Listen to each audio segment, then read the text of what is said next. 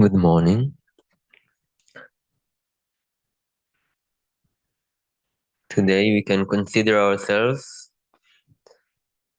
very fortunate, as in every other day, because we can use our day, our time for cultivating qualities which brings happiness, satisfaction, meaning, things like doing acts of generosity, learning about the Dhamma, living in a place which is very harmonious, very calm, and cultivating our minds, looking into it, resolving suffering, and transforming patterns.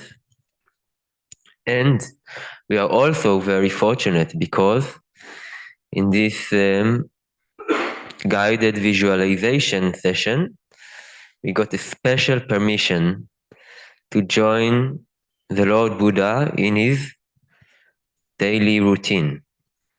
So we can take it as an opportunity to take some notes, some inspiration, to use it for our own daily routines. So we may remember that yesterday, as we practiced after watching the Buddha walking meditation, then sitting, entering the attainment of great compassion, we were left alone while the Buddha continued to his unthroned. And please don't take it personally. It was meant for developing initiative and responsibility for our practice without being dependent only on the presence of a master. However, today we will join the Buddha as he walks on alms round, later having his meal and instructing people, practicing his own meditation. So first, let us just settle into the body, being aware of it as a whole.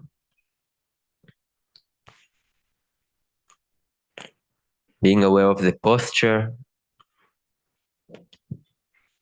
If we feel something should be adjusted, we just adjust it.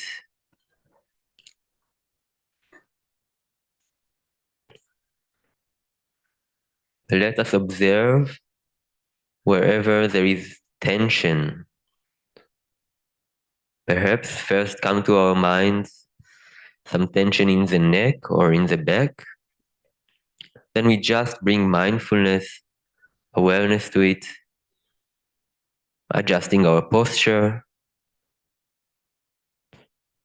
and see that this tension is anicca, it's passing away.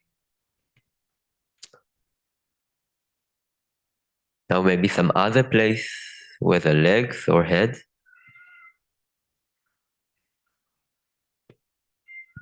Wherever there is tension, we bring our mindfulness, observe it, and then it goes away.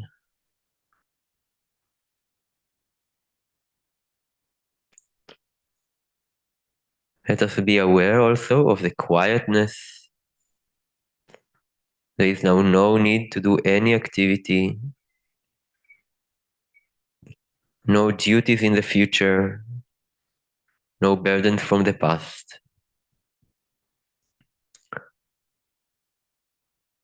nobody that we need to change or control.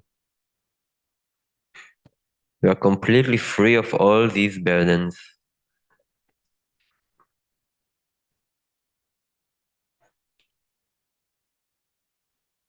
Nobody to disturb our peace. We can just enjoy being ourselves in this moment.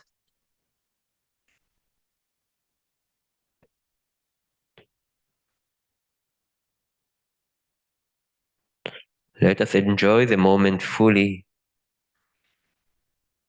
being completely here and now.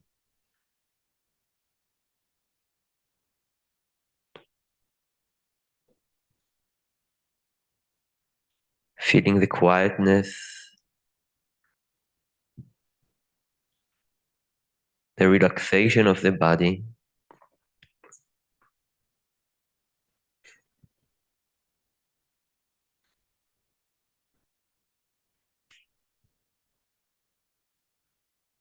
And now when our awareness is established, let us recall in brief, the 9 qualities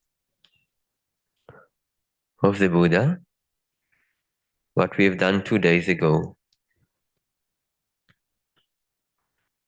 So that later when we visualize the daily routine of the Buddha,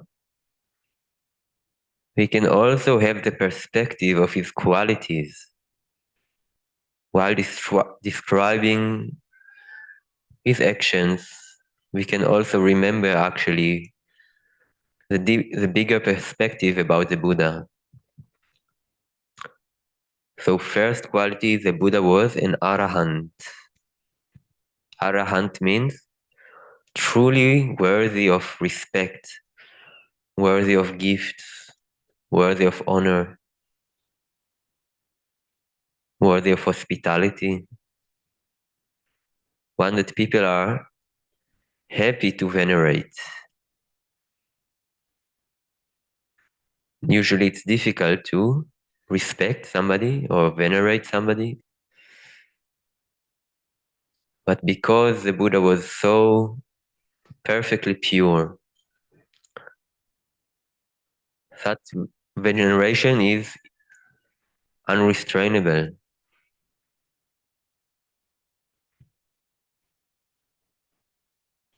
Even people who didn't want to venerate him ended up acknowledging, respecting, and enjoying this wonder. As an arahant, he was completely liberated from any mental defilements, any mental imperfection. He wasn't addicted to anything, wasn't obsessed about anything, because he overcame all these challenges already.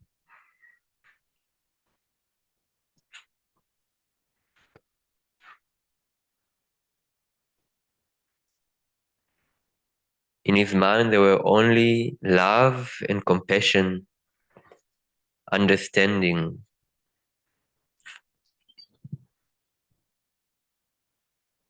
Not any delusion about anything.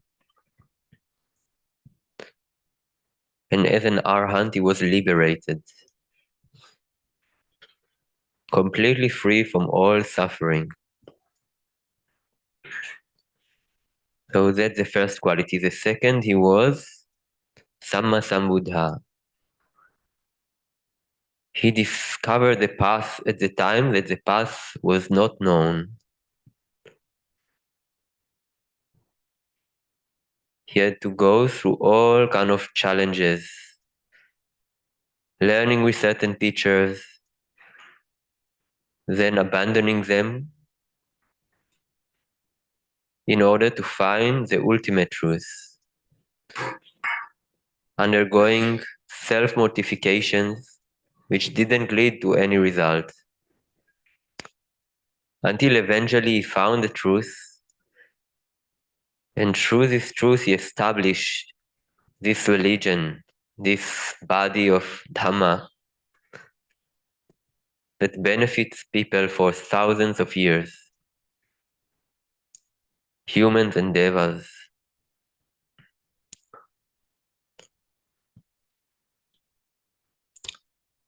The Buddha was also Sugato, well gone. So he went to the most supreme state, the state of nirvana.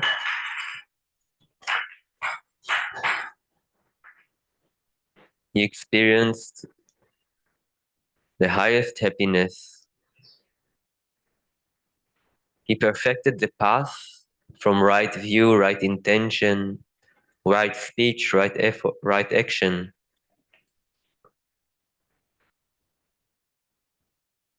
He cultivated the path completely, overcame all obstruction in the path, and reached the destination.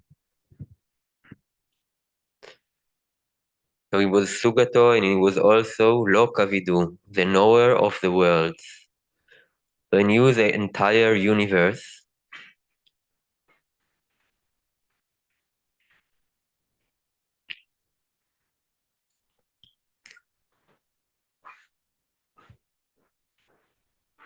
Whatever living being there are, he knew their tendencies, their potentials, their obstructions,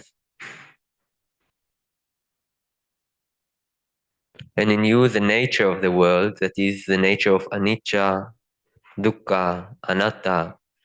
All conditions in this whole universe are impermanent, not truly satisfactory, cannot become a self or identity, cannot be controlled or owned. This whole universe he knew.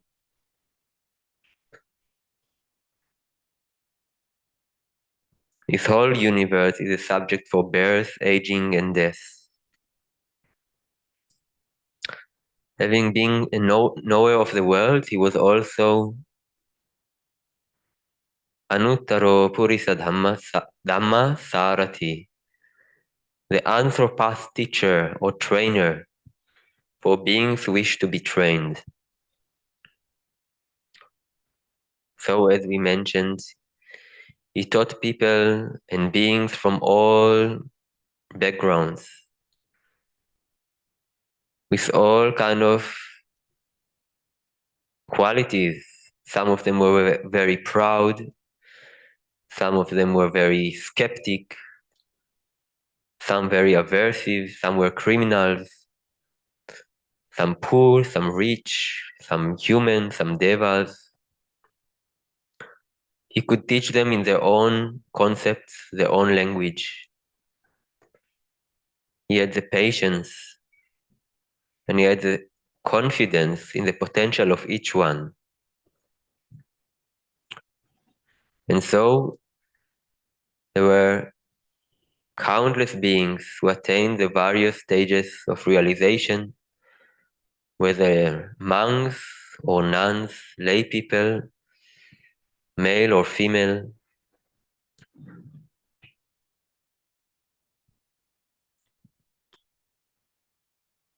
He could teach in all kind of ways, all kind of techniques, all kind of means.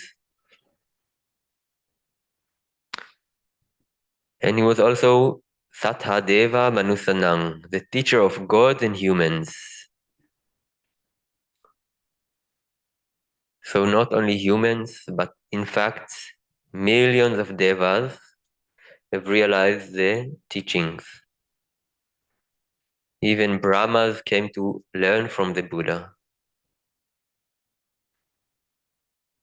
They all come and bow to him, learn from him, because the problem of suffering is all pervaded. Even in the highest realms, the same four noble truths are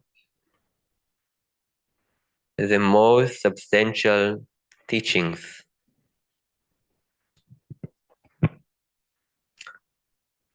Buddha, he was also awakened, overcame all delusion, and awakened others.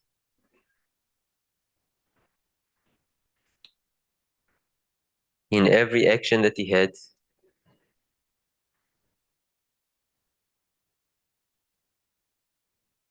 there was higher mind, a mind that understands with wisdom. He was also Vijja Charana Sampanno, so his conduct and knowledge were perfected. Conduct, his sila, moral actions, whether by body or by speech, were perfected to the most refined level. Not only keeping the precepts, but also not creating any harm in any way.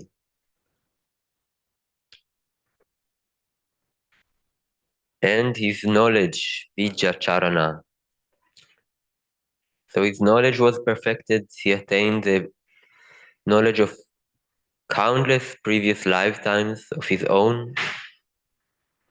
Then the understanding of the law of karma, how beings fare from birth to death and from death to a new birth according to their actions. And the knowledge of uprooting the defilements from their source. This irreversible transformation. And the Buddha was a Bhagawa, the fortunate, the blessed one, having attained the most supreme merit. And as it says in the sutta, one who takes refuge in the Buddha, one who takes refuge in what is supreme, attains the most supreme merit. So we can appreciate also our own blessing of being connected with this fundamental blessing. We cannot see always the whole results, the whole blessings that come to us. But many times there are blessings and we don't know where they came from. Why do we meet such good people? Why do we have the chance to understand things that many other people cannot understand? Why do we get such a wonderful happiness sometimes? Why do we get the opportunity to have a path, have something that gives us truly reliable source for practice, for a way of life? So it's connected with the most supreme blessing, the Bhagawa.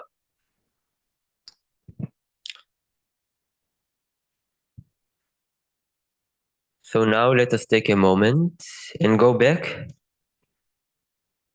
to northern India 2,600 years ago. It is early morning, but it is not a stormy morning like we had in Sangarama today, a morning that seems like a night almost. It is a fresh morning.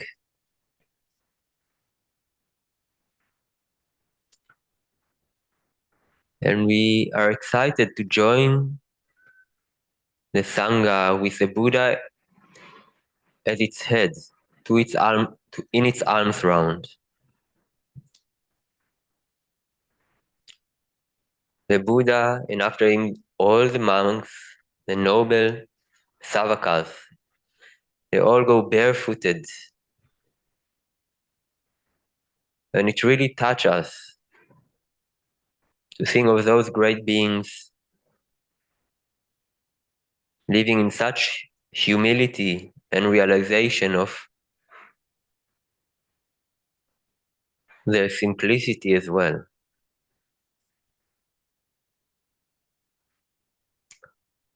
We enter the village, which is still very quiet.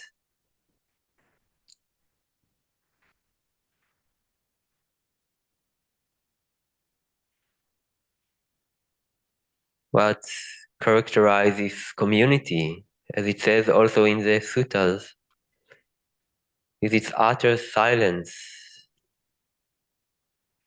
The monks are well composed. They are dwelling in mindfulness, not chatting around. The step is moderate in speed, effortless and elegant.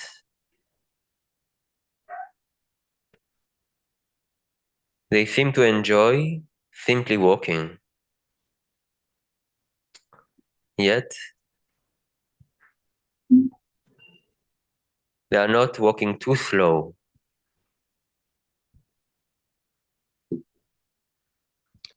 As we see the Buddha walk, his upper part of the body is pretty stable. Mostly his lower part is moving. And as he moves, each time his foot touches the ground, it is done deliberately with awareness.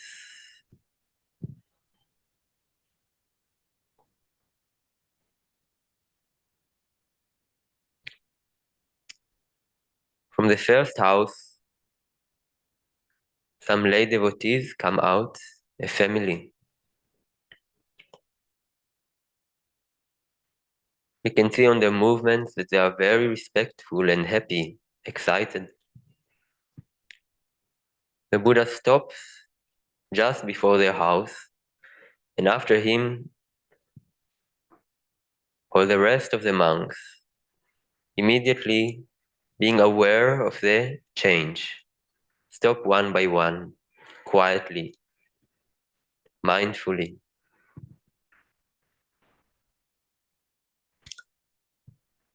Then the lay people, this family,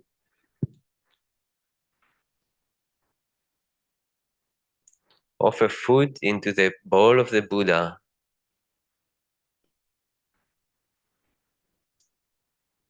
And everyone is aware of just this moment. The Buddha smiles slightly, as if he can see some wonderful results that will manifest for that family due to their action.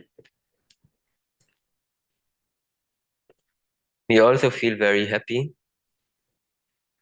because we know that through these acts of generosity, this miracle can continue on. The Buddha and his monks are completely dependent physically on the gifts of others. Then the procession continues to the next house. There is no hurry, no rush, but a steady pace. They all use it for practice. Every step, every breath is an opportunity to practice. The eyes of the Buddha are rest just a couple of meters ahead of him. He doesn't look around. He doesn't dream about anything. He's just present there completely. When people offer food to his alms bowl, his eyes are on his alms bowl, observing the gift that is being done, appreciating it with equanimity.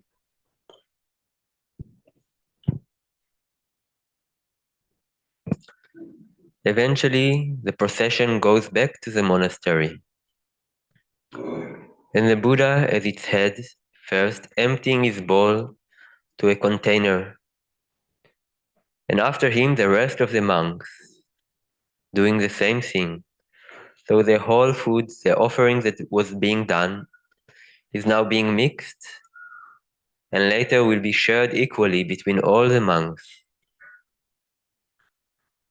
No one take any personal possession.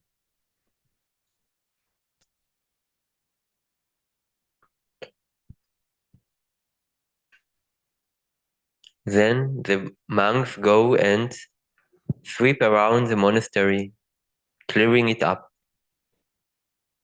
Some goes and clean. It's all done very quietly, but it's not a tensed silence. It's simply the silence of people who enjoy the quietness and enjoy a focused mind.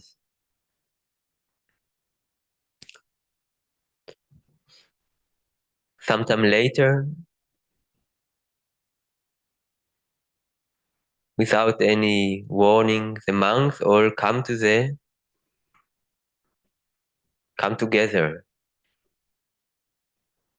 They gather as they know it's the time for gathering, time for the meal. Also, lay people are present.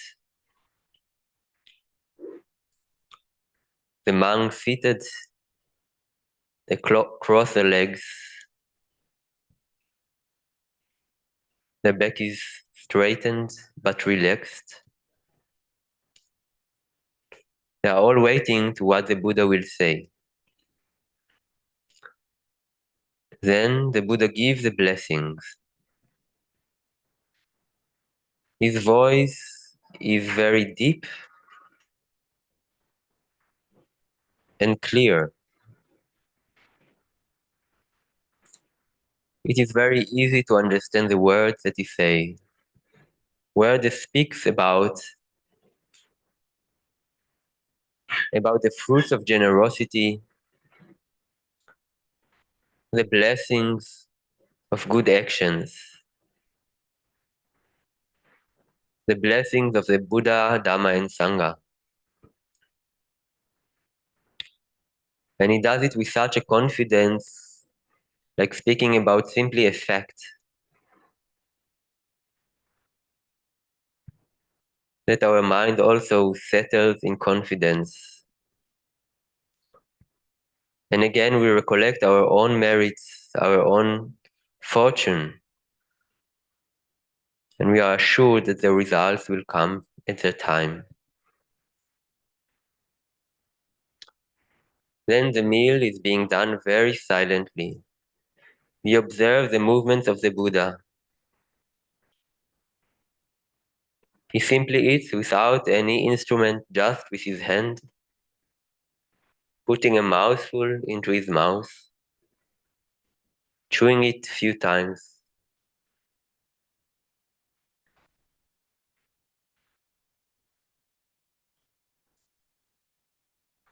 then swallowing.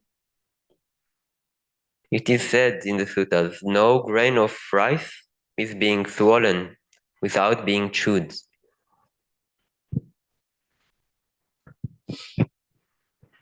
It is said that the monks are eating just for the nourishment of their body and supporting their holy life, this opportunity for practice. So no extra indulgence or dreaming around happening while they eat. They simply eat with mindfulness, just another opportunity for meditation.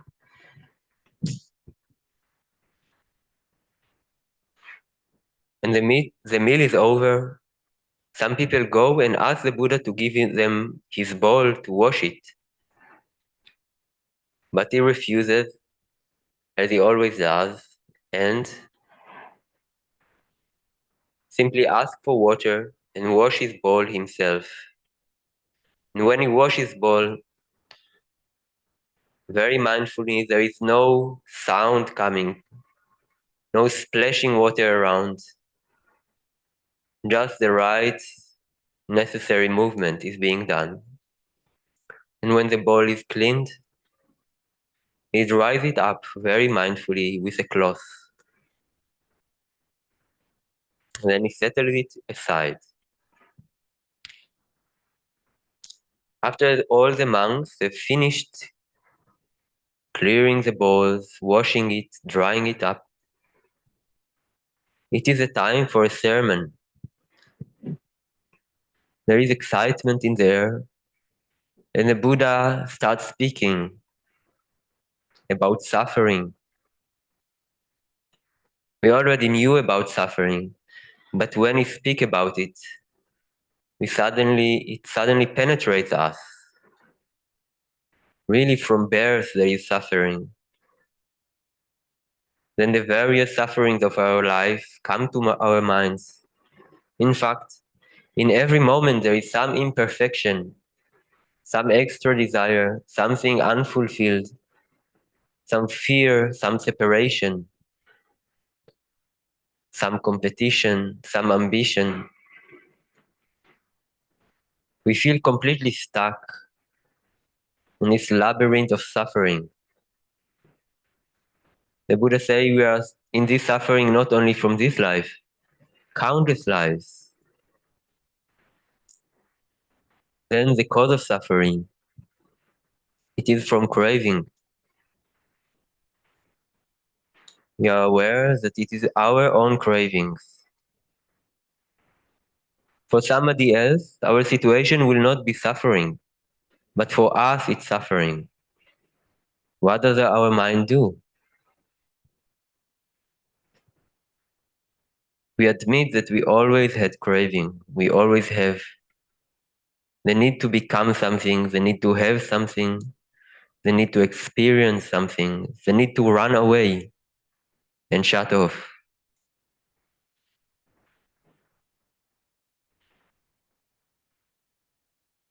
We feel embarrassed about our own cravings, our own responsibility for this experience that we have for countless lifetimes. How couldn't we stop it? How couldn't we take responsibility, change route? Then the Buddha speaks about the end of suffering. So now there is an opportunity, perhaps we didn't know before.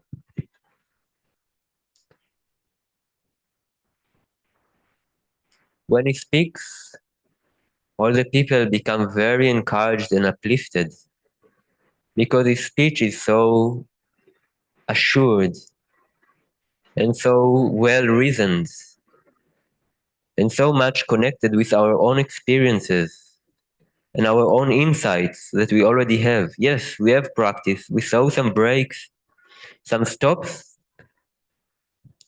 in our suffering, some change of attitude, abandoning of cravings, abandoning of addictions, abandoning of obsessions. Then the method, the Eightfold Noble Path.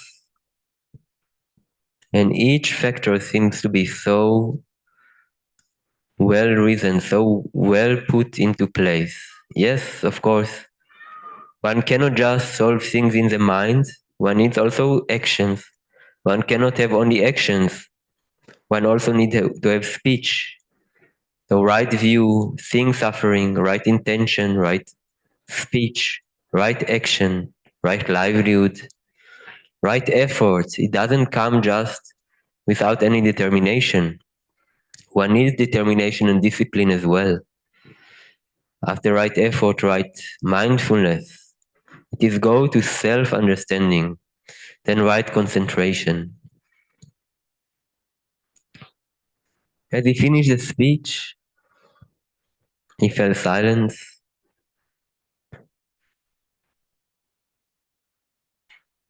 Everyone is touched and bows 3 times. Then every person goes his own way. Some monks come and each one by one come and ask the Buddha questions. Some personal doubt, some personal concern. Then the monks go and practice under various trees. The Buddha also go and practice.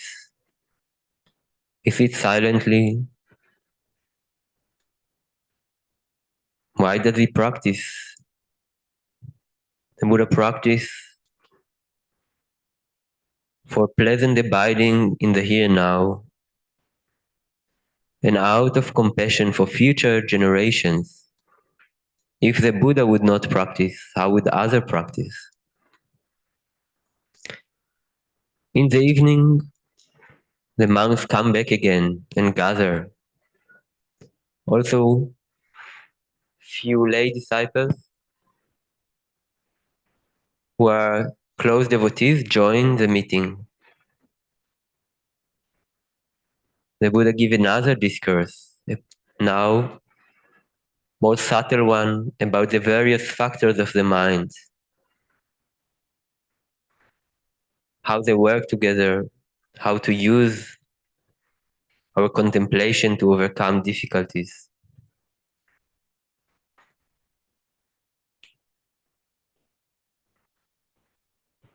Then the monks go each to his place.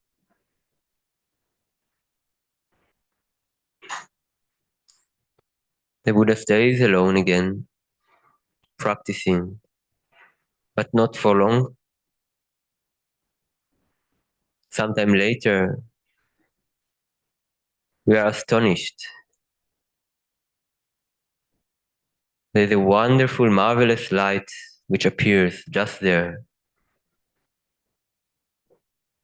We have never seen such a radiance before. The most astonishing, beautiful, radiant figure appears. It's the midst of the night and the whole world is completely silent and dark.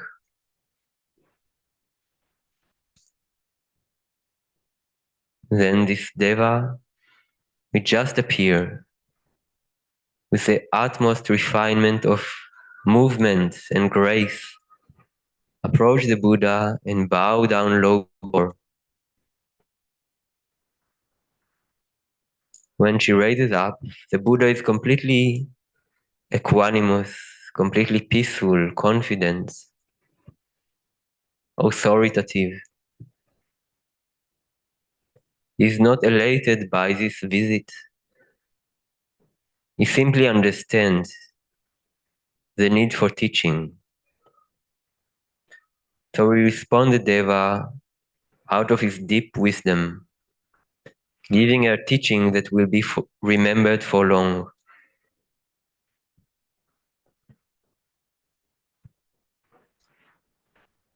When the teaching is finished, this Deva also disappears. Finally, the Buddha had some couple of hours to rest. He lay down in the lion's posture, his head resting on his palm while his elbow is on the ground.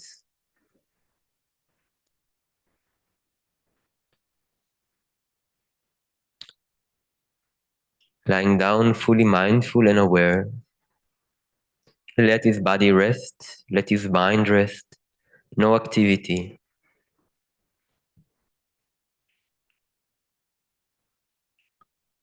And then just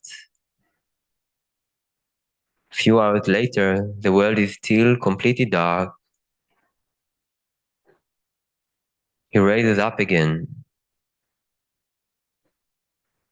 mindfully, without any rush, no agitation, just understanding of what needs to be done. He starts walking in meditation, as we observed him yesterday. Now is the time for us to separate from the Buddha on his daily routine. We have saw him walking meditation, we have saw him seated, entering the attainment of great compassion.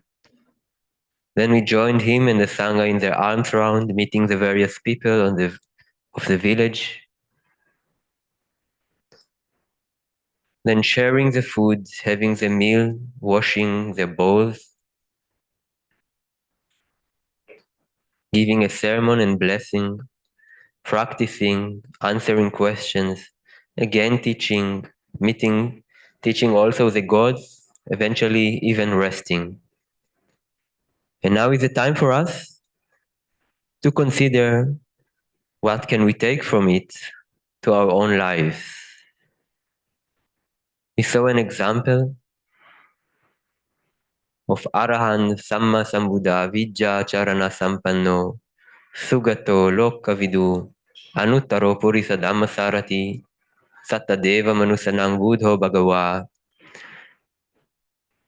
What can we take to our life, to the way we do our daily simple things, maybe boring things? But as disciples of the Buddha, we can uphold an example in front of us. When we wake up, what can we do? When we encountered other people, what can we do? When we walk outside, what can we do? While eating, while speaking, while studying, while teaching, what would the Buddha do? So here's our opportunity to contemplate. There are so many things to learn and develop just by looking at an example.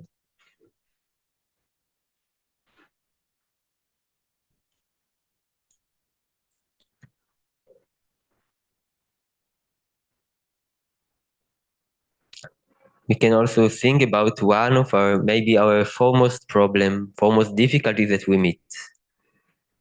And just looking how the Buddha deal with all kind of situations. Let us just ask ourselves again, what else can we do about it?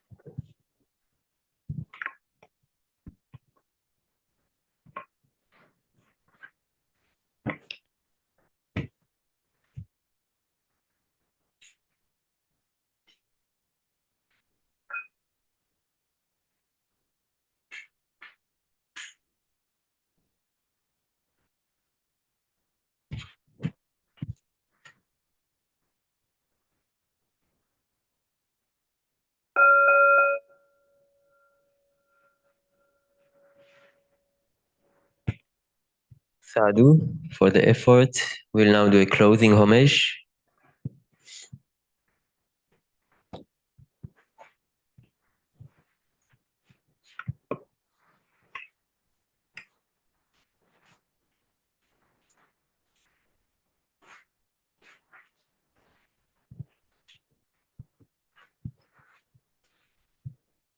Arahang Sama Sambuddho Bhagava Buddhang Bhagavantang Abhivademi.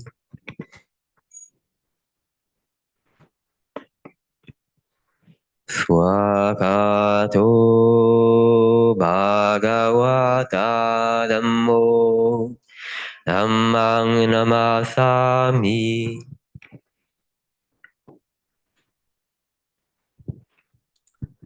Supatipanno Bhagavato Sāvaka Sangho Sanghang Namami.